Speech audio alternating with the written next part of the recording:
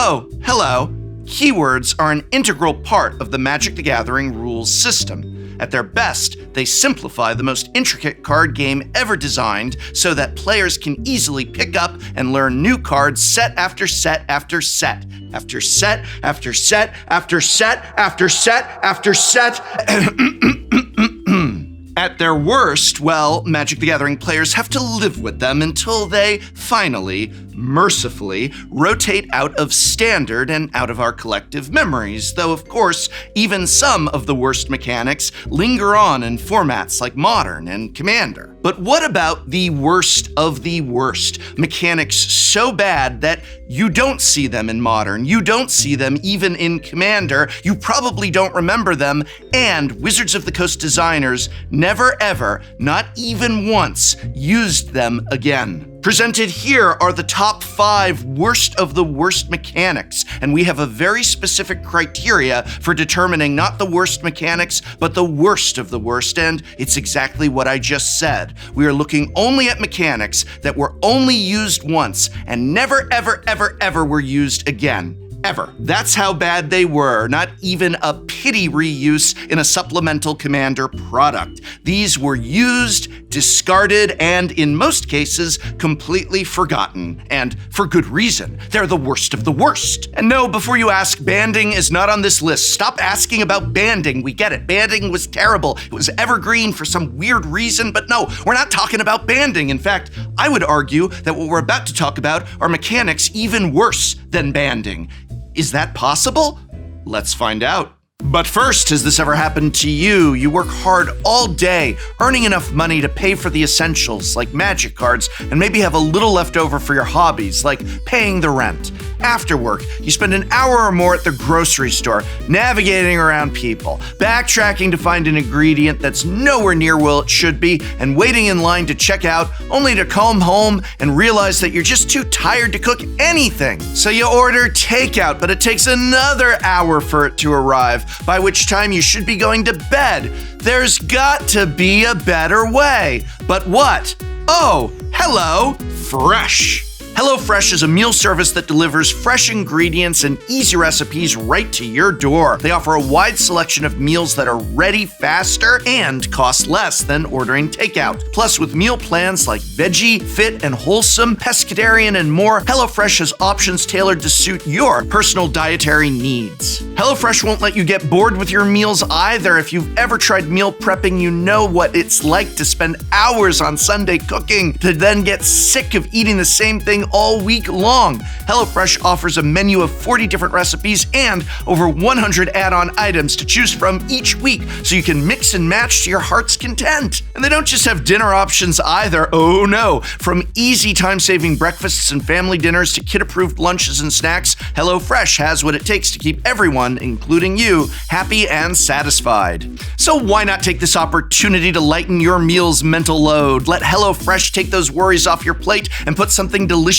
on it instead. This fall, skip that extra trip to the grocery store and have dinner ready in no time with America's #1 meal kit. Use my link or go to HelloFresh.com and use code POGTCCSEP50 for 50% off plus free shipping. Click the link in the video description or scan the QR code with your phone. Thank you, HelloFresh, for sponsoring this video.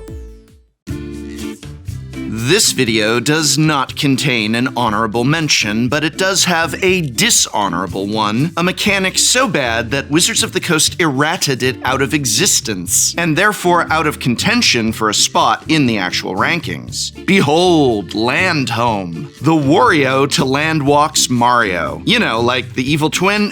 Never mind. Landhome was a keyword that used to appear on some very old creatures. A creature with Landhome couldn't attack if the defending player controlled no lands of the specified land type. And if you control no lands of that land type yourself, you had to sacrifice the creature with Landhome. Landhome was an exceptionally weak mechanic. It required not only that you put lands of the specified type in your deck, but also that you were playing against an opponent who also had those lands in their deck. Therefore, against 80% of all your opponents, your Landhome creatures were useless. Sounds like fun, right? Ultimately, Wizards of the Coast decided to unkeyword this mechanic. Remove removing the keyword from cards that did this so that they could peacefully fade into antiquity. And fade away they would have were it not for a little fish known as Dan. No, that's the boat. The fish is there. There's the fish. People seem to think it's the boat. But more specifically, what Dan is the namesake card to a beloved two-player shared deck format. Keyworded or not, Landhome plays an integral role in the Dan format, with cards that interact with Dan only by turning your opponent's islands into a different basic land, or Dan's island home into a different land home. If you're interested in learning more about this weird format built around an infamous and archaic Magic the Gathering mechanic, I highly recommend checking out Ristic Studies' excellent video on the subject, link in this video's description.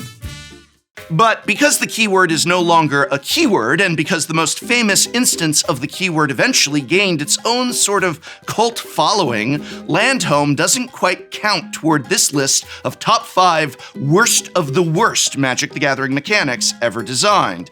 As for what does qualify, well, let's find out.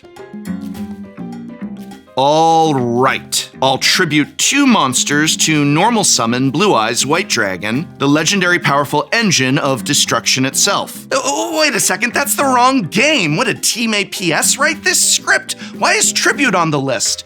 It's a Magic the Gathering mechanic? Really? Unfortunately, it is. Tribute is a mechanic from Born of the Gods, the second set in the original Theros block. Theros was an immensely popular plane. Who doesn't love Greek mythology? Populated with a number of successful mechanics like Constellation and Devotion, which we'll talk more about in a minute. Unfortunately, the block also had a couple duds, and among them, Tribute was the worst of the worst. Tribute is a mechanic on creatures that was designed to give your opponents a difficult choice. Make your creature stronger, or suffer some kind of other detrimental effect. The idea is that your opponent has the opportunity to pay tribute to the creature you've cast. If they don't, they suffer the consequences. The reason behind the design was that players reported that they like Punisher-style cards, meaning cards that force their opponents into making tough decisions. In practice, this mechanic turned out to be overly complicated and not very much fun. Despite its phrasing on tribute creatures, the choice of whether or not to pay tribute is not an enters the battlefield effect. The opponent you choose decides whether or not to put counters on the creature after the creature resolves, but before the creature has actually entered the battlefield. So it doesn't enter the battlefield naked and then get the +1/+1 counters on it. Mark Rosewater has said that tribute creatures have a tiny design space, as it's very difficult to design a creature that can be 2 different sizes and balance the enters the battlefield effect that you give the smaller size so that both modes are roughly equally as good. In other words, it's hard to give the same mana cost to what is essentially 2 different creatures. And if you miss on that design, then whichever side is worse, either the small creature with the enter the battlefield effect or the big creature without the effect, well then that's the side that the tribute creature's opponent will always choose. And thus a card that is supposed to be modal will end up doing the same thing every single time. The result of this difficult design space is that most tribute creatures are pretty expensive. The cheapest, Fanatic of Xenagos, is a 3-mana 4/4 for at least a turn, no matter how you slice it, which meant it was strong enough to see play in Standard. But all the other tribute creatures are between 4 and 6 mana, and the mechanic as a whole never made it out of the Standard environment where it debuted, despite being legal in Pioneer. Who wants to spend 5 mana on a card and not get to decide for themselves what the card will actually do? Not many Magic the Gathering players, if any, making Tribute one of the worst mechanics ever made.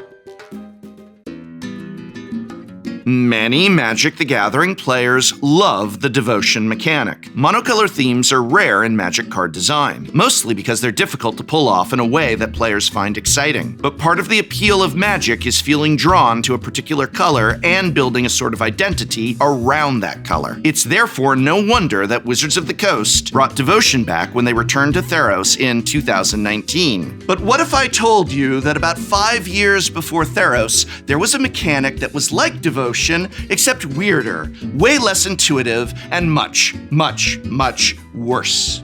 Enter Chroma, Devotion's off-putting older brother. Chroma is an ability keyword that ties together effects that get stronger the more colored mana symbols you have on stuff. I can't really tell you which stuff because it's not always the same stuff. The stuff varies from card to card. That's right, unlike Devotion, which only checks the number of shared colored pips you have in play, Chroma sometimes checks the pips in play, but also sometimes checks the mana symbols of cards in your graveyard, or cards you reveal from your hand, or cards you reveal from your deck, or, even just maybe sometimes the mana symbols on a single card that you've sacrificed to the most esoteric goblin bombardment you've ever seen. You never really hear about Chroma anymore.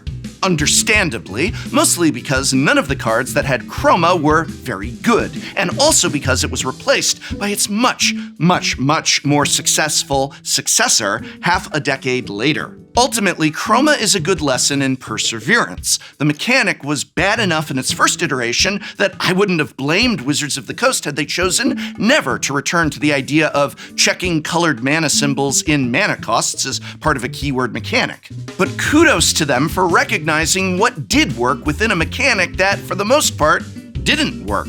As a result of that, we got the awesome, excellent mechanic of Devotion. So whenever you tap a Nykthos to add an amount of green mana that would make Nylea herself weep, you can thank Primal Crux for paving the way for you. Primal Crux. Wait, is Primal Crux directly responsible for every combo kill in Pioneer Mono Green Devotion? How deep does this rabbit hole go? Next on our worst of the worst mechanics, we have Radiance. Spells with Radiance apply their effect to a target creature, and every creature that shares a color with that target. That is, except for Leave No Trace, the only spell with Radiance that affects something other than creatures. Imagine, if you will, you're playing a match of Original Ravnica Limited. You're playing Boros against your opponent's Selesnya deck. It's their turn, they've attacked with a few creatures, and you're getting ready to blow them out with your combat trick. You cast Rally the Righteous on your Boros Swiftblade to untap your whole team and give them all +2/+0. Unfortunately, half your opponent's creatures also untap to get +2/+0. Oops! Now you're taking an extra 4 damage to the face, and you gave some of their creatures vigilance. Despite how straightforward they may seem at first glance, with Radiance spells, none of your cards work quite the way you want them to. Removal spells with Radiance have a tendency of accidentally destroying your own creatures, while pump spells often seem to help your opponent out too. There's nothing more frustrating than building a deck around a specific idea of what your cards do, only to find out that they don't function at all the way you want them to. The problem with Radiance is it only works in a set with a lot of multicolor cards, as the phrasing of the mechanic implies that you aren't restricting your target to the same color every time. But when everyone has a bunch of multicolored creatures, it gets very hard to target just the creatures you want to target. Being a Boros mechanic, approximately 40% of the opponents you face will have red or white cards in their deck. So the chances that you run into an opponent who will make your Radiance cards nightmares to resolve at some point during a 3-round FNM is nearly 80%. And gods forbid you find yourself in a mirror match. It's easy to see the concept behind Radiance, a blinding light hitting all creatures that share a color. But the mechanic just can't work in a game system with only 5 colors to choose from. Unintentional overlaps are inevitable, and when you actually break down the effect within the context of the magic color pie, it stops feeling particularly Boros pretty quickly. What's Boros about accidentally zapping half your team when you tried to deal 2 damage to your Izzet opponent's red creatures? Generally speaking, what makes a mechanic fun is being reliable, coherent, and evocative. Radiance goes a whopping 0 for 3 by those metrics, and therefore finds itself firmly on the list of the worst mechanics of all time.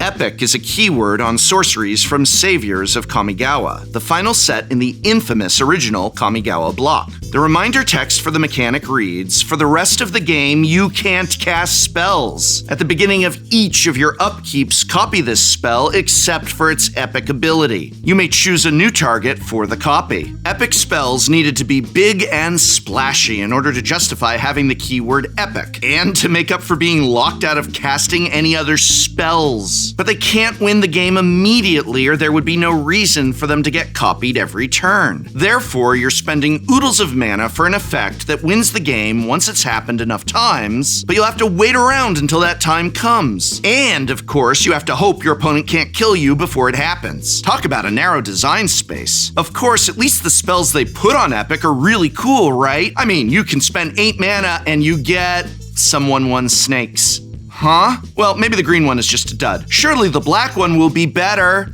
Nope. 6 mana to cranially extract a few cards a turn. The blue one is kinda cool, I guess. Though for the same mana cost, you could just put Omniscience into play. Huh, what do you think is more fun? Casting all the spells in my hand for free, or never casting another spell the rest of the game? As a rule, a Magic the Gathering mechanic that makes it so you don't get to keep playing Magic the Gathering is going to be a Magic the Gathering mechanic not worth playing. So by that metric, for the rest of the game, you can't cast spells is not a very promising way to begin a paragraph of rules text. Alright, so let's look at the final tally for Epic, shall we? A narrow design space means it's a nightmare to print Epic cards, and once they are printed, they're a nightmare to play with. Oh, and they're all rares, which means they also ruin the experience of cracking open a booster pack. What could possibly be worse than Epic? Go on, guess. What could possibly be worse than Epic? Stop saying banding. It's not banding, but I'll tell you what it is. All right, I'll give you a hint. The worst of the worst mechanic of all time is also from the original Kamigawa block. You wouldn't think so based on how awesome Neon Dynasty was, but OG Kamigawa was notorious for introducing some of the absolute worst designs in Magic's history. From unfun mechanics, to unplayable rares, to one of the most broken pieces of equipment in all of Magic. There are so many card design duds in original Kamigawa that it was hard not to fill this entire list with keywords from that block. That said, there was one more Kamigawa mechanic besides Epic that was so unbelievably heinous, we had no choice but to list it as number 1. The worst of the worst mechanics of all time is Sweep. That's right, the mechanic is called Sweep. Don't look it up, I want you to tell me what you think Sweep does. Nope, you're wrong. It has nothing to do with wrathing the board. No, it doesn't clean the floors either. The Sweep ability word is printed on exactly 4 cards, a combination of instants and sorceries from Betrayers of Kamigawa that have a scaling effect based on how many of your lands of a certain type you return to hand from the battlefield. The idea behind the design, I can only assume, was that an angry spirit is rushing across the land, getting more powerful the more land it travels through. At least that's what it seems like, right? Hey, you know what? No, I'm not going to try to justify Sweep. Mark Rosewater himself went on record as saying that this mechanic should never, ever have been keyworded. If they had to give a keyword to this mechanic, they definitely shouldn't have given it that keyword. Talk about confusing. Sweeper is a colloquial term for Wrath of God effects. But because of 4 cards from 20 years ago, my god, they didn't even put it in each color. The official canon Magic term Sweep actually does something entirely different. Not only is the nomenclature terrible, but the cards themselves are astoundingly bad. You need your lands to cast your spells, so why would you put a card in your deck that makes you return your own lands to your hand? And if you're gonna return your lands to your hand, shouldn't the reward be something really strong? Not, I guess I deal some damage to that creature over there. Honestly, they might as well have given Sweep cards the same for the rest of the game you can't cast spells clause that's in the Epic reminder text, because it's basically what the cards do. And yeah, Sweep cards are so bad that they didn't even feel confident enough in the mechanic when they designed it to put it on any blue or green cards. I guess there are no forest or sea spirits to rampage through the trees or islands. Print Sweep on a blue card, you cowards, said no one ever. Because no one wants to return all their islands to their hand for some lame effect. And there you have it, the worst of Magic's history. Mechanics we'll surely never see again in any future Magic set, but that's just my list. Do you have a mechanic that you think is so bad it belongs here? Let me know in the comments below, but remember, our criteria is that it must be a mechanic which was never, ever used again after its initial appearance in a standard block. So keep that in mind when making your suggestions, and stop saying banding. It's not banding. Banding is going to be its own video. You can do our own video about banding. And remember, there's a lot of awesome in Magic the Gathering as well. If you haven't seen our video on the best mechanics in Magic's history, you can check it out here and linked in this video's description. And remember, if you're looking to try out the delicious convenience of HelloFresh, there's never been a better time than now. But Prof, you might say, even if HelloFresh does deliver ingredients, cooking can still take ages. To which I say, ha! That might be the case with other recipes, but not so with HelloFresh. Their quick and easy meal plan offers recipes that are ready to serve in 15 minutes, so you can spend more of your time enjoying your meal and less time making it. From easy time-saving breakfasts and family dinners to kid-approved lunches and snacks, say hello to HelloFresh. Just use my link or go to HelloFresh.com and use code POGTCCSEP50 for 50% off plus free shipping. Click the link in the description or scan the QR code with your phone. Thank you, HelloFresh, for sponsoring this video.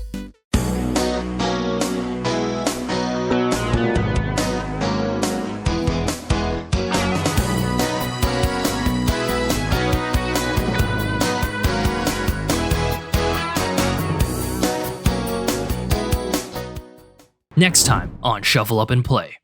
Today we're playing a format that we all love and decks that we love. It's I Love Our Commander Day. I'm D. I love my Rakdos Lord of Riot deck. Hi, I'm Jesse. My commander is Raph, Capuchin, Ship's Mage. My name is Carmen Handy. This is Sakashima of 1,000 Faces and Tormod the Desecrator. I am playing with a deck that used to be one of my absolute favorites, Zozu the Punisher. I'm gonna tap 3. I'm gonna Wheel of Fortune. I'm really regretting not playing the Soul Ring on turn 1. What? Oh no! All right. You took 9 damage. Yeah, to play my second land. Yes. And then cast my first spell. Listen, the bravest You did do that it. before both they both came out. I would have done it either way. Do I look like a coward? Don't answer. The person to blame is right on the sleeve. Boom! Boom! Oh, There we that's go. so spicy. There we go.